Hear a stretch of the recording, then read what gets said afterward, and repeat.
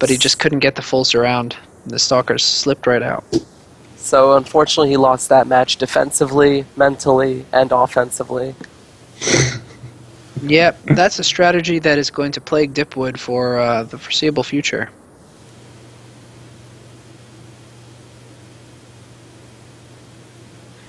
Alright, we're loaded into what could be our last map here at the RSL Round of 16 Group A.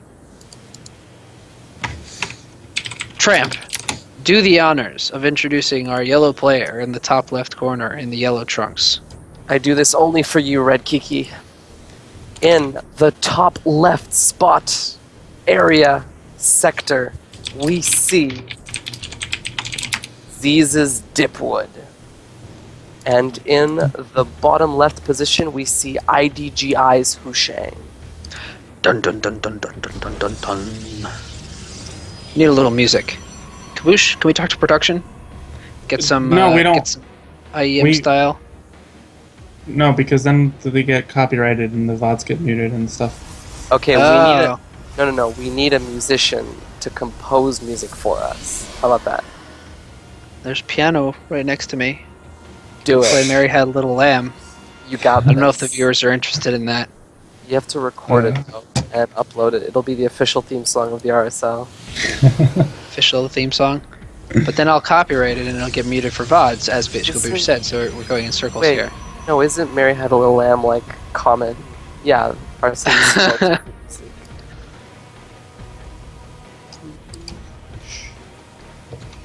We have been told. Let's see. The openings are identical. We're getting capped the crap out of us by Hawkeye. Identical builds, identical timings. One gateway is a second and a half faster than the other. So HuShang is looking to make his second pylon up in the top corner of his base. Yeah, kind of implies Stargate.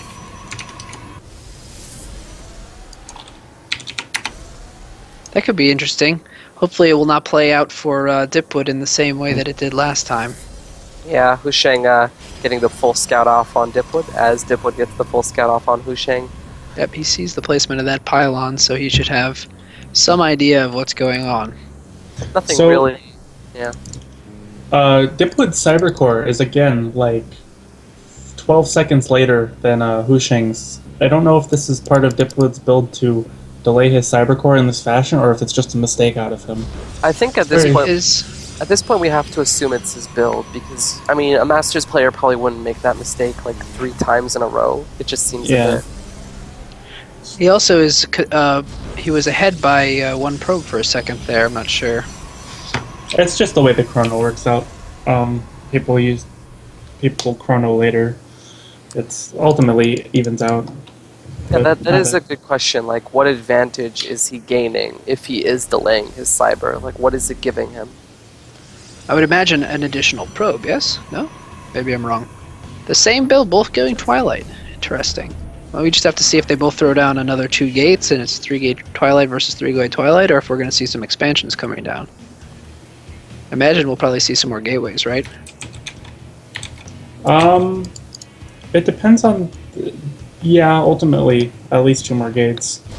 You can go for, if it's Blink build, you can go for like 4-gate Blink. Or if it's DTs, you can go for a Robo and like 2 gates worth of DTs. It's weird. There's a lot of variations. Cleverly placed pylon here. I think and there's the 2 gates for HuShang. I think that means it's going to be DTs. What a Stargate for Dipwood. A Stargate? What? Was it because of the scout by HuShang? Oh, look at this faulty mothership core in the base of HuShang. Or the base of Dipwood, sorry. This is getting... 3 workers. 3 kills. 4. Oh dear. Is it going to recall? It's going to recall. 5. And it recalls now. It needs to go now. And he makes it. Oh, wow. Wow. That was King Mothership Core. She is ranked mentor. Oh! I don't know if you guys have highlight videos or a highlight reel, but I think that should probably make it. Dipwood, realizing he's in trouble, throws down additional 3 gateways. So, He canceled the Stargate actually, and is going for 4-gate blink now. Aha. Yeah, versus the 3-gate blink out of HuShang, but HuShang also has the Robo. Yep, the Robo's coming down. He knows. And he's got his stalkers in place to greet that Oracle that's never coming. I think that HuShang is showing his game sense, his knowledge, his experience in this matchup. Yeah, that just having one step ahead.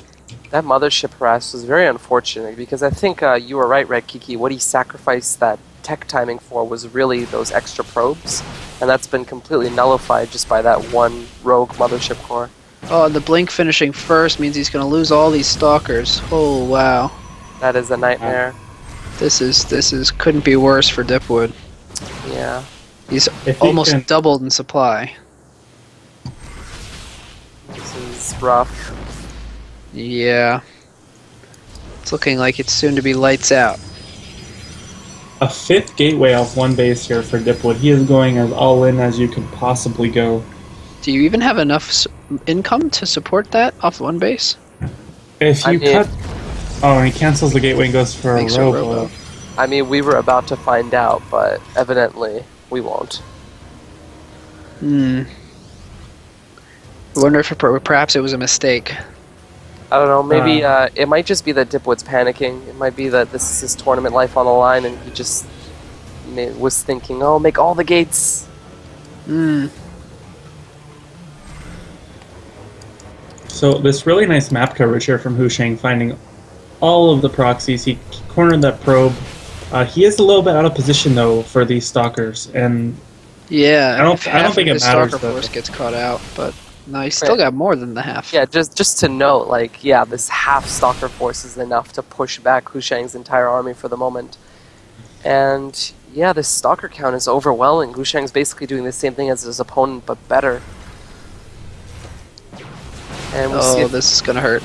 2 stalkers go down, and we see the aggressive blink, the ultimate offensive technique of Protoss. Looks like a GG. Well played, and HuShang is going to take the series 2-0 and advance to the round of 8 of the RSL.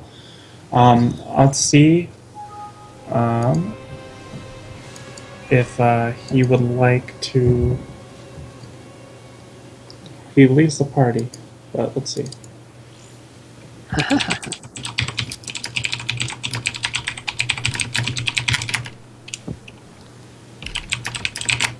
Are we asking HuShang if he wants to do a winner's interview? Yep. Quick, scramble down my questions.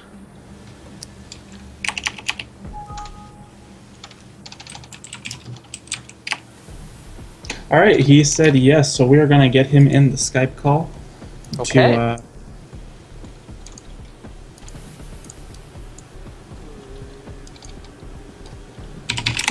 Sweet.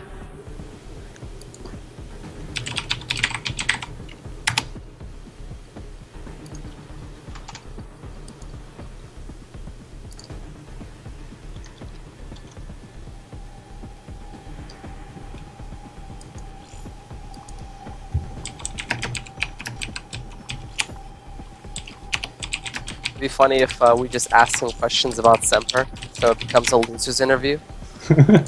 No. We're gonna ask him about the whole tournament. We're interviewing him. Yes, yes. We can ask him about all of his games. How's that?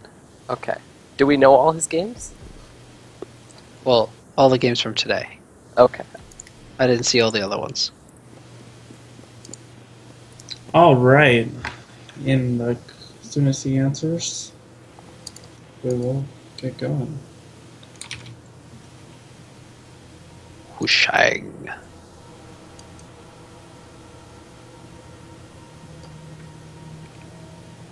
We have added him to the call. Hey guys, what's up?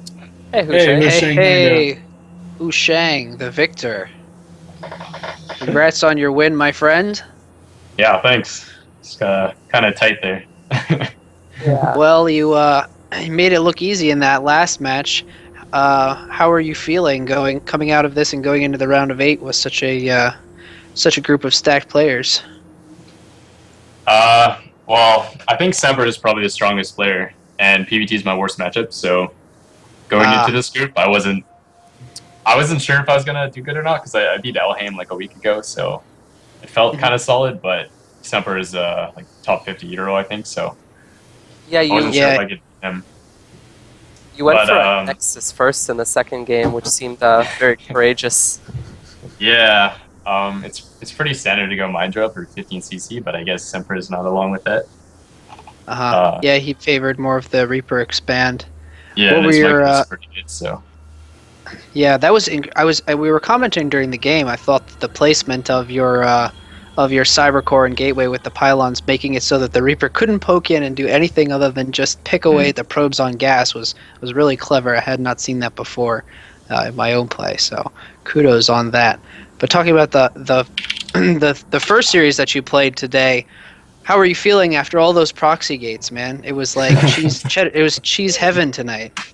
It feels pretty good because this guy, like a month ago, we were playing a clan war, and he opened Phoenix, and then he just like rushed DTs, and he stole my. That's exactly what he did here. Yeah, I was gonna get an all kill, and then he ended up like sniping me last game, so I was pretty mad. Wow. And so I was expecting him to do something like that this game, or this series, I guess. How big a smile was on your face when that first Phoenix flew right over the Stargate and was like, "Oh, hi there. How are you?" I was actually really confused. It doesn't make sense to put it there because that's like where mothership cores go and Phoenix. So I mean, like, if you're gonna hide it anywhere, you might as well put it in between the two bases. I also I want to ask, when you had the rematch versus Dipwood, when you did the vetoes, you vetoed both the maps that he proxy 2-gated on, and then you proxy 2-gated. I'd like to ask, how far down do your mind games go? Okay, well, it seems like he's the type of guy that has a bunch of like really obscure builds, and he's like prepared them. So his game plan is to throw me off. So I figured that he's gonna have some vetoes on ladder, right? So I just figured that I would veto the most common Protoss maps, and then he would have these random maps he'd have to deal with. Right. So that would make him think a lot more, and then I would do some cheesy shit. Yeah, make it harder. Make it harder for him to play his game. That's clever. Yeah, exactly. Very cool. So, even though it wasn't a series that went your way in the game against Semper, we thought that you were doing pretty well with that Phoenix opening. What made you choose to go Phoenixes without any scout when you didn't necessarily know that the Widow Mines were coming? You hadn't scouted the factory, but we saw you go into it. Trust me, you just I knew the Widow Mines are coming. But you hadn't seen them, is what I meant. I'm sorry for implying that you didn't know, but so it was just sort of I'm betting on Widow Mines here. The Phoenix will keep me safe against the drops that are incoming for sure. Yeah, basically, I'm pretty sure PvT is broken right now, so you basically have to like expect mines, and it's pretty much no Terran goes bio anyways anymore. Mines are way too good. There's no reason not to go mines. So yeah, we see a lot of Widow Mine play from players like Innovation in the Korean scene, but you do have those rogue players like Maru and Cure that tend to go very bio heavy, but they still mix in their Widow Mines. So it seems like Starport Tech is pretty good right now. Yeah. But usually what I do is I send like a probe after the Nexus to go to his main. So it was kind of like risky because I didn't know what he was doing, so I kind of had to make Phoenix. But like usually you can tell with the probe scout and like the amount of SCVs the Oracle sees. Cool. Yeah, that was the Widow Mine placement was just so unfortunate. We were just like, oh no. But but that last series, man, you made it just look so easy.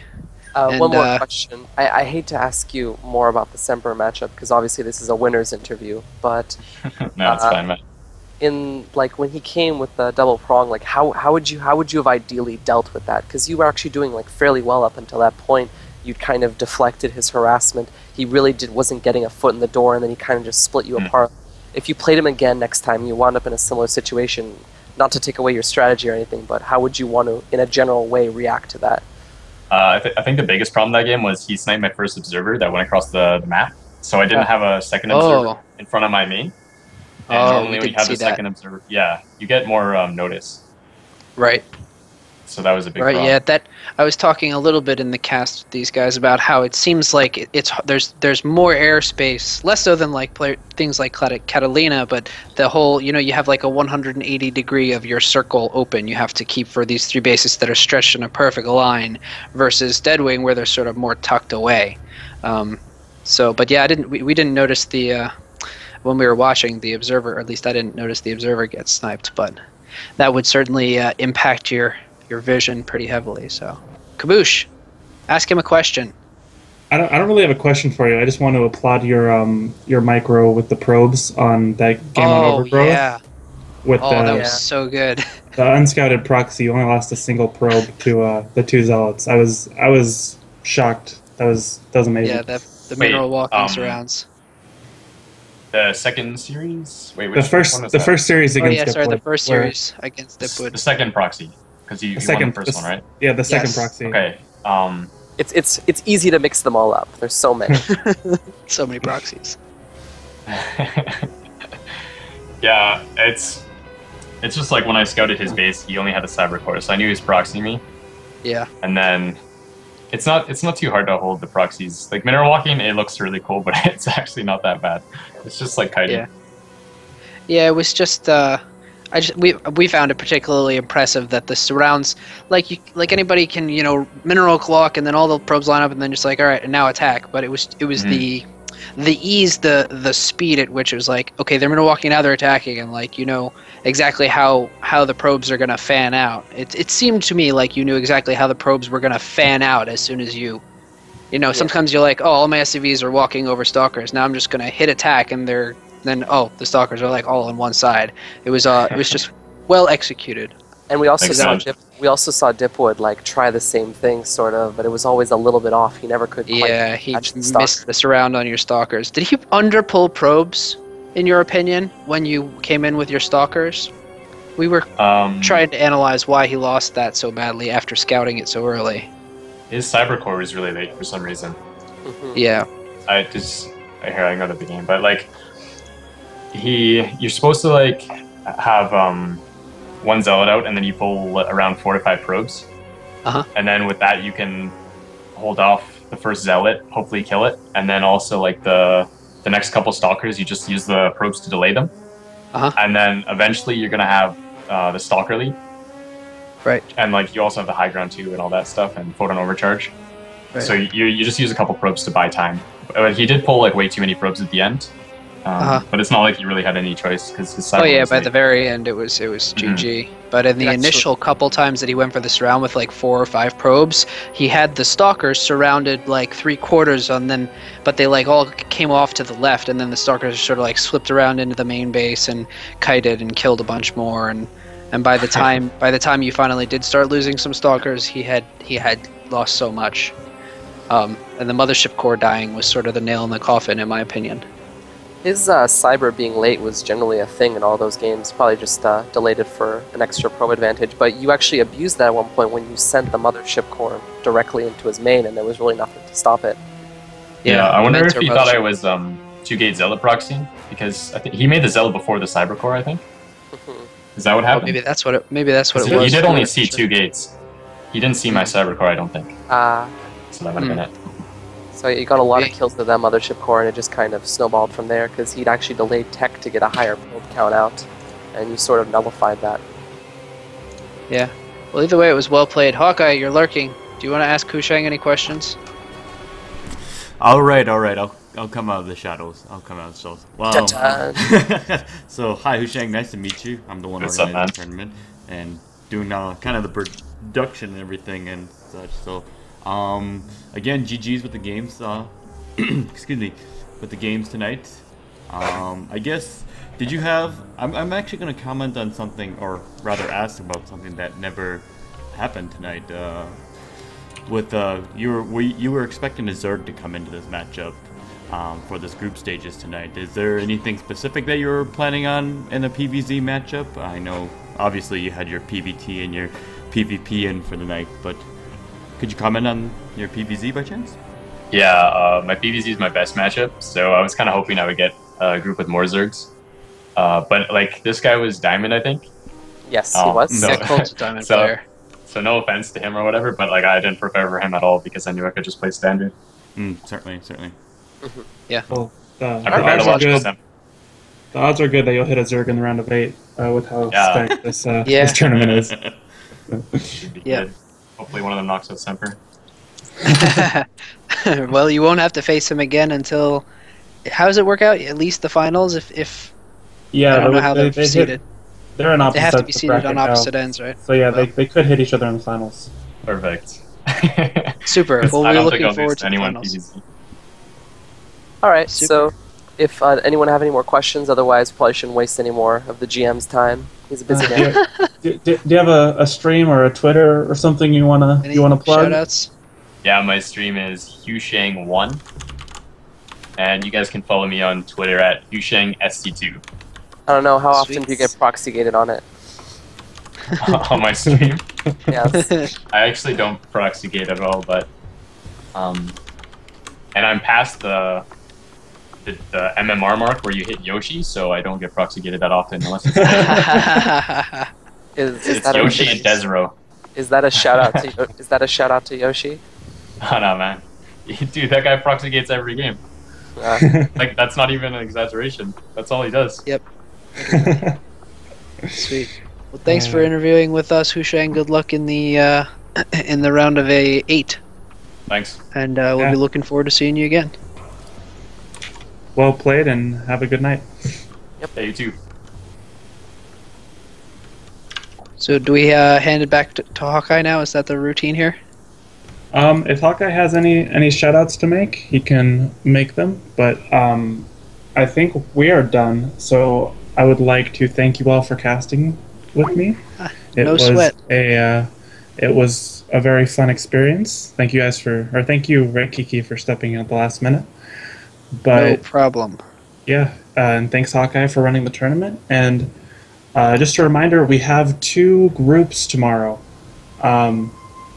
We have one at 3 p.m. Eastern, which is going to be Group B, which is a pretty stacked group. And then starting at 8 p.m. Eastern tomorrow, we'll have Group C, which is also a very stacked group. So tomorrow is going to have an insane amount of good, high-quality games. I encourage you all to follow the stream and tune in tomorrow. And if you missed anything from today, the VOD should be up on YouTube shortly. Yeah. Anything you guys want to say? Shout out to Rival Gaming and Kaboosh and Tramp and Hawkeye and StarCraft. Shout out to a fellow called Giggle Smirk, who I apparently owe a shout out to.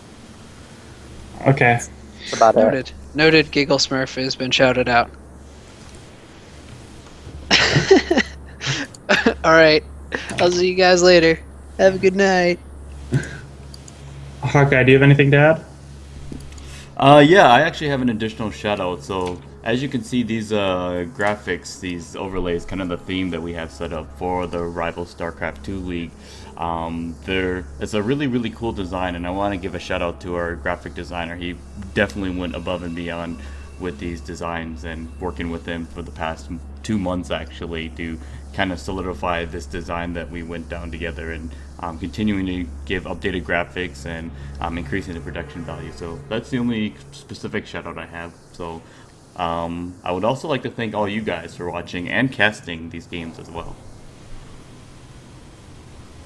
I'm blushing. Yeah, definitely a huge shout out to Tux. We haven't been giving him enough credit. The graphics are definitely one of they're on the cooler side of tournament graphics from what I've seen. So really nice job by him. Nothing worse than some plain Roman numeral text there scrolling across the top in a black backdrop.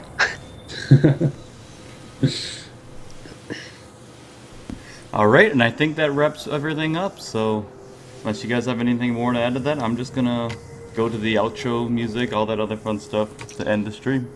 No, Alright, thanks, Hawkeye. Yeah. Have a good night, Have a good- everyone. Thanks good for night. watching. See you Good night. tomorrow. Bye.